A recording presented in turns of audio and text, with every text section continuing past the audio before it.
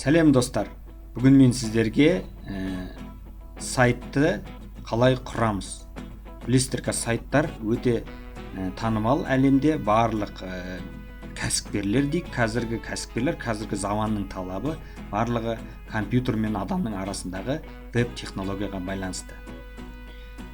Кез келген зат сататын болсаңыз, немесе өзіңізді пиарить ететін болсаңыз, танымал қылатын болсаңыз, кез келген танымал адамдарды тану үшін, оны білу үшін, көру үшін әрине сайтсыз, веб парақсыз оларды көру мүмкін емес. Енді сол сайтты кез келген сайтты құратын движоктар, платформалар, конструкторлар интернетте танымал өте көп. Сіз кез келгенде Joomla, WordPress, Drupal, тағы сол сияқты движоктармен, немесе конструктормен, немесе бір дайын бір жерден сайтты алып, өзіңіздің ойыңыздағыдай жазу үшін оның әрине тілін түсіну керек. Ал сайттың тілі, алфавиті ол әрине HTML тілі.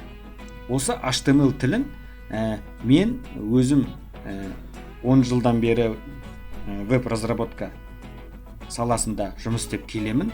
200-ден астам сайттар жасадым Қазақстан бойынша, бірақ ондай сайттарды сіздерге профессионально көрсете салу көп адамдарға ол түсініксіз болады.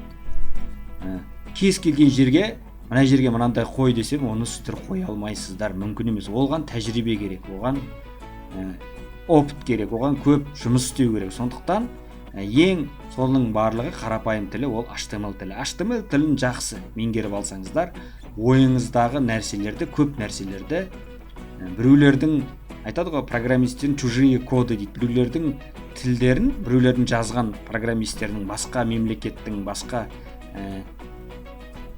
программистердің тілін түсіну үшін, соларды оқу үшін сіз HTML тілін жақсы меңгеруіңіз керек. Сол айтайын дегенім.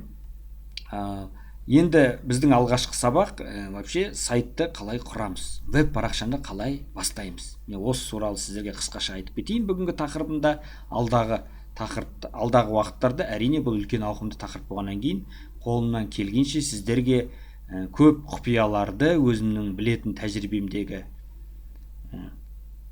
меңгерген тәжірибемді сіздермен бөлісетін боламын. Ал ендеше ең бірінші, менде мына жерде файлдар көп, сондықтан оң жағын басып, бір папка создавать етейін. Атын сайт құру деп қойайын. Сайт құру. Осының ішіне кіреміз. Осы жерде сайт, веб парақша негізі блокнотта жазылады. Мынандай текстовый документ, обычный блокнотты білесіздер. Осының, сразу айтып кетейін, осының дамыған түрі, қазір дамыған блокноттың дамыған программалары өте көп. Соның ішінде Edit with Notepad дейді. Notepad бағдарламасы өте, енді бұл сайттың шыққаны білесіздер, уже қанша жыл болды, 30 жылдың көлеміндей уақыт болды. Сондықтан блокнотта бір орында тұра беру мүмкін емес. Сол себептен оның да дамыған түрлері көп. Маған ыңғайлы, өзіме танымал осы Notepad программасы ұнайды. Сол Notepad программасымен көп нәрселер жасауға болады. Мысалға, осы текстті мен Notepad бағдарламасын өздеріңіз орнатып аласыздар. Интернетте өте көп тегін версиялары. Соны мен блокноттың өзімен ашпаймын, ашсам блокнот ашылады. Ал маған Notepad-пен ашам. Оның просто блокноттың дамыған түрі. Ол жерде уже функциялар дайын нелер көрсетіп, бізге дамыған түрі осындай болады. Осы жерде ең бірінші, мен мына жерде жазып отырмайын. Мен өзім сіздерге текст дайындап қойдым. Мынандай бір текст дайындап қойдым. Осы блокнотқа, осы неге қоятын болам осы жерге. Әрине, мына жерде көрдіңіздер, мен қазақша жазған кезде оны сақтайтын болсам, мысалға мына жерде менің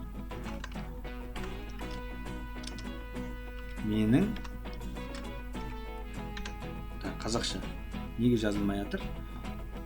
Әрине жазылмайды. Осы жерде осы текстовый документті давайте бір ат берейік сразу осы жерде.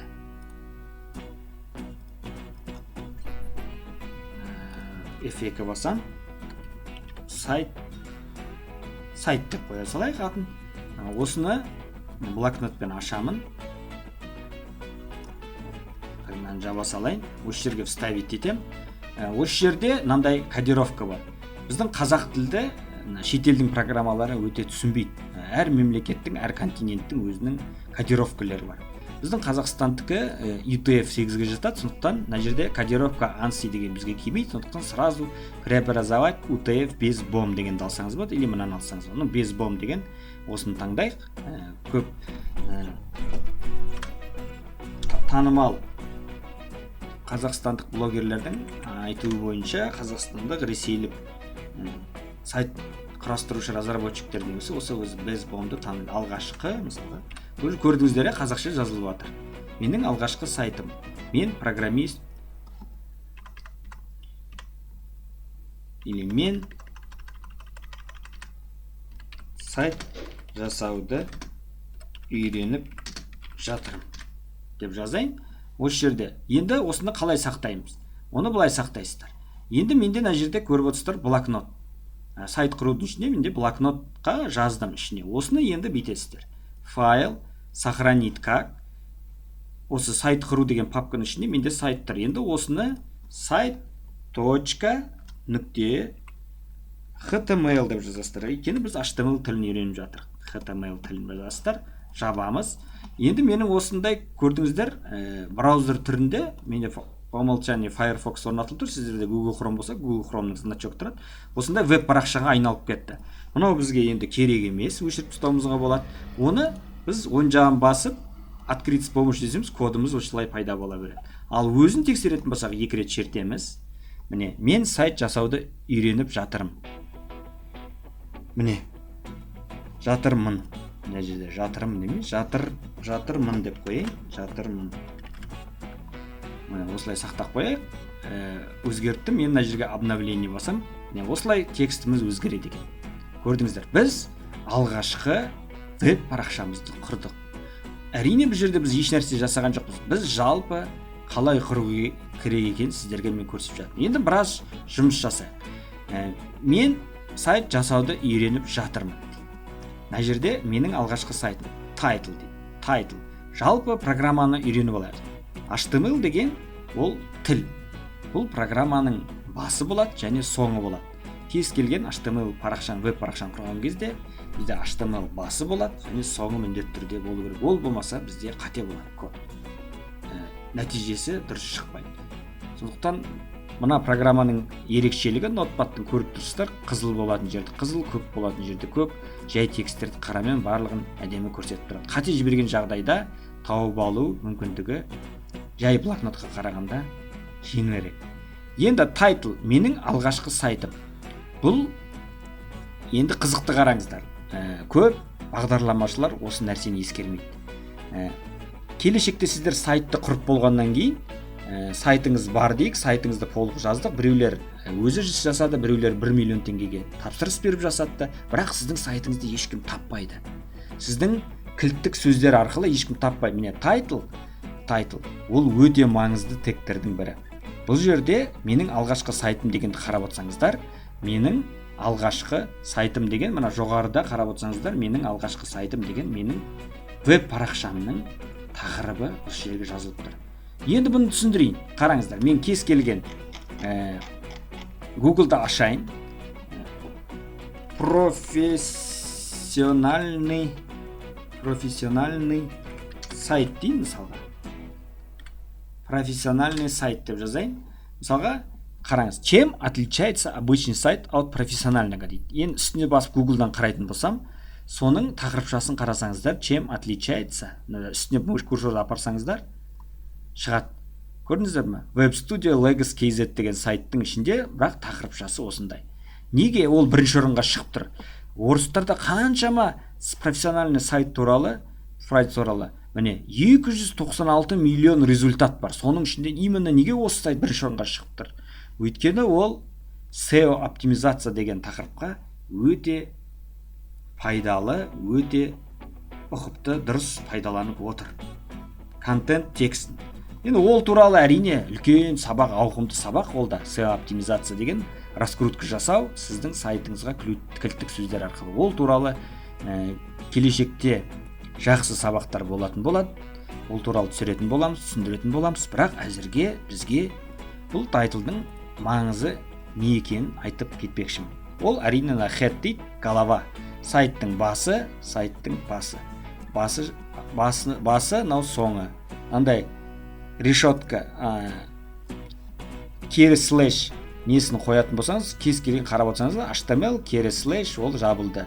Хейт басталды, хейт жабылды. Осы техниканы ұмытпасаңыздар, бәрі ары қарай дұрыс болады. Одан кейін body дейді. Бұл bodyда сіздің жасалған бетіңіздегі барлық кодтар, барлық нәрселер осы bodyдің ішінде жазылады. Барлық тегтеріңіз, барлық жасаған ойларыңыз, барлық жасаған құрған кодтарыңыз, комбинациялы не жазасыз, не ойлайсыз, осы bodyдің ішінде жазылады. Көп жағдайда. Енді ол туралы әрине алда тоқтайтын болады. Енді бізде Word'та заголовок 1, заголовок 2, заголовок 3 деп тақырыпшаларымыздың өзінің стандартты бекітілген, әлемдік стандарт бойынша бекітілген тақырыпшаның размерлері бар. Мысалға H3 қараңыздар.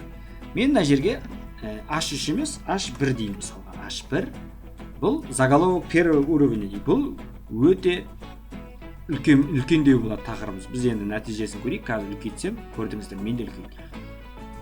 Бұл туралы әрине тоже тоқтайтын боламыз. H2 дейтін болсам, бізде заголовок второго уровня. Көрдіңіздер. Міне осылайдан өзгереді. Мен бір интернеттен енді бір кез келген текст алайын, көбірек. Что такое интернет деген сияқты. Қандай бір тақырыпты ала салайын. Бір қазақша қандай не бар екен? IT мамандығы деп мысалға жазайын. IT мамандығы туралы бір жақсы мәлімет табылық. Білім ал KZ-тің ішінде осындай бір нені ала салайық, сіздерге түсінікті болу үшін. Осы жерге дейін. Любой кез келген текст алып жатырмын. Мынаны жаба салайық. Өзімнің жаңағы блокнотыма барам. Осы жерге жарайды, мына жерде тұра берсін, осының астына шамалы интерсеп жүр. Осы жерге жаңағы тексттің бәрін қояйын. Міне осындай текстті қойдым. Енді сохранить деймін, веб парақшама кіремін, тексеремін. Міне осынша интернеттен көшіріп алған тексттің барлығы менде тұр. Әрине бұл жерде барлығы шашыраңқы тұр. Қарап отырсаңыздар, сейчас по умолчанию бізде по левому краю дейді. Ортта сол жақ бағыт бойынша бізде текстіміз қойыла салды. Мына жерде сайтта қалай тұр көрдіңіздер, қалай жақсы мына жерде тақырыпша тұр, одан кейін по ширине деген сияқты. Мына жерде более әдемі, бірақ менде неге әдемі емес, неге қайталанбайды? Әрине оған біз кодтардың бәрін дұрыс қолдануымыз керек. Енді осы жерде қызықты нәрселер жасайық. Веб жасаушы дегенді, мысалға мына жерге осы сөзді сайтымызда веб жасаушы дегенді бөлек тақырыпша болсын дейік. Оған H1 тегін қолданамыз. Жазамыз H1. Әрине, бастадыңдар ма, қай жерден бітіру керек, соны міндетті түрде слэш немен жабу керек. H1 мен. Міне, өзі көрсетіп тұр. Үстіне барып бассаңыз, мынау ашылғанда, мынау жабылған деп, мына программаның ерекшелігі көрсетіп тұрады. Көрдіңіздер, менде бірден тақырыпша пайда болды.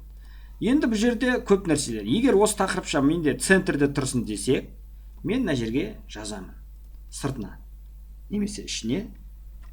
Мына жерге центр деймін, атрибут центр. Дәл осылай, мына жерге жабамын.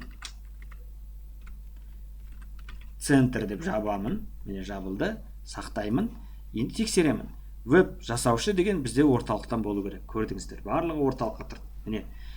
Бұны әрине мәтіндік редактор Word'та жасау оңай, бірақ сіз HTML, интернет технология, мынау сайт технология тілінде түсіндіру үшін осындай кодтармен жұмыс істеуге тура келеді. Әрине келешекте движоктар бар үлкен, Joomla, WordPress деген сияқты. Ол технологияға жету үшін сіз алфавитін білуіңіз керек.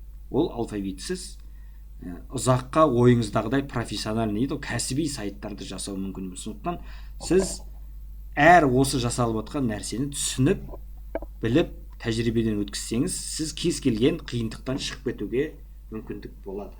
Егер сіз веб-разработчик, сайт құрастырушы болсаңыз, сізге клиент кез келген нәрсені айту мүмкін. Мынау мынандай болса, суретім мынандай болса, мынандай бұрылыс градуста болса, мынандай поворотта болса, мынандай градуста болса деп, сіз барлығына дайын болыңыз. Сондықтан оның бәрін осындай тәжірибеден өткізуге тура келеді. Енді ең көп мына жерден қарайық, жаңағы сайттан.